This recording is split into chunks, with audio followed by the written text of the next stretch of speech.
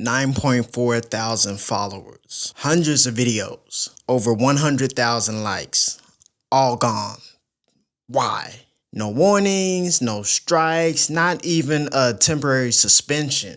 Just poof, gone, never existed. And now I'm sitting here waiting on an appeal that TikTok says could take up to 7 days. But honestly, it doesn't even matter if they give me the account back or not at this point. Because the bigger issue isn't whether or not I personally get reinstated. The bigger issue is what this says about the world we are living in as creators right now. Now, I know some of you might hear those numbers and go, man, that's not millions, it's not huge. Why are you tripping? But here's the thing, I spent years building that page. I edited and posted shorts almost every day or at least every week. I ran their ads on TikTok to promote content. I commented on other people's posts and built real community, and slowly, brick by brick, I grew. It wasn't just numbers. It was my brand, my presence, my proof that I existed in this space. And then overnight, no explanation, no real reason, no chance to learn from it, gone. And what's wild was I wasn't even posting radical content. I wasn't even cussing in the videos. I might now, damn it. I wasn't trying to trigger people. I wasn't pushing shock value. I wasn't even monetized yet. Most of my content was me talking about music production, breaking down plugins, or chopping up samples from Splice. If I ever used a song, it was directly from TikTok's own library, their approved sound bank. And somehow that still grounds for a total wipeout. And what really made this hit harder for me was something I just saw a few days ago.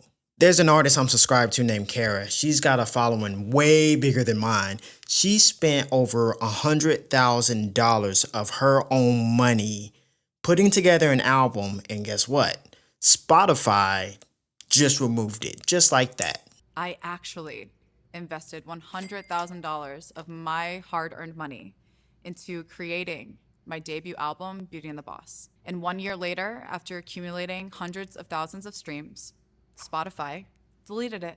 100 grand just gone. Years of creative energy, all because a platform decided to pull the plug. If it can happen with her level of investment, what makes me or any of us safe? So this is the bigger realization. We are at the mercy of maybe 4 or 5 companies. TikTok, YouTube, Instagram/Facebook, Spotify, and maybe X if you're still into that. That's it. They control our content, our data, our fans' emails, our marketing, and ultimately our monetization. Everything we build, everything that we create, it all lives on servers that we don't even control, behind rules we don't even fully understand. And if they decide one morning that you're gone, you're gone. No trial, no explanation, no real appeal process, no accountability, nothing. And imagine this. Tomorrow, YouTube decides, hey, we don't like your content. Your entire channel gone.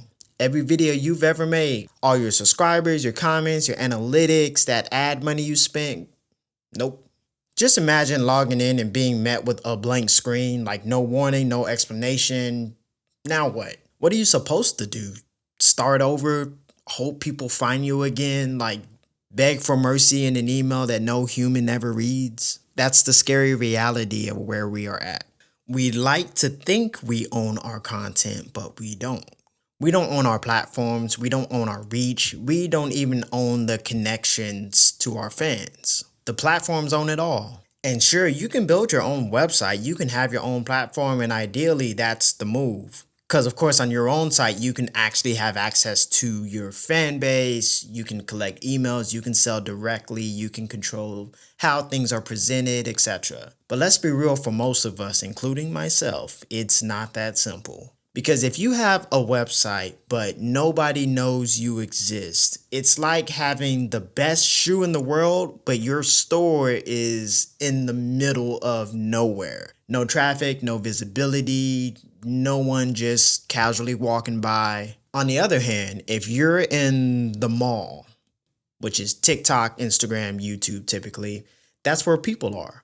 Hundreds, thousands, millions of people walking every day. So yeah, you could pull people to your own store, but it's so much harder than just setting up shop in the mall where the crowd already is. But that's the trade-off, convenience versus independence, real independence. And here's the $1,000,000 question. Is it even possible to shift consumer behavior? Like, can we really convince fans to leave TikTok or leave YouTube or Instagram, all these places they already live, and come to our platforms instead? I don't know. Like, it feels ambitious, maybe even impossible at scale. But if we don't try, we're basically saying, yeah, I'm okay with my entire career living in someone else's hands. So yeah, maybe I'll get my TikTok back. Maybe I won't. Either way, it's a wake up call. Because one day it's me, the guy with just 9.4 thousand followers. The next day it's Kara with $100,000 projects. And tomorrow it could be you with everything that you've built from the years of you grinding. The point isn't that I lost my account. The point is that we're all building castles on someone else's land.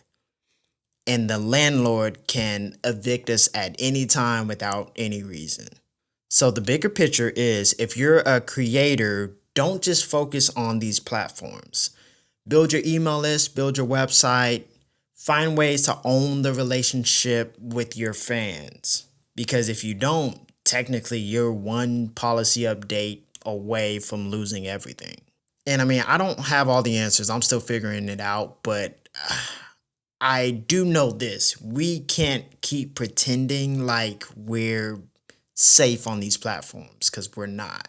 I'm going to leave a link for Kara's video in the description if you want to watch it. That's my rant for the day. We'll see what happens. As always, thank you guys for watching. Till next time. Peace.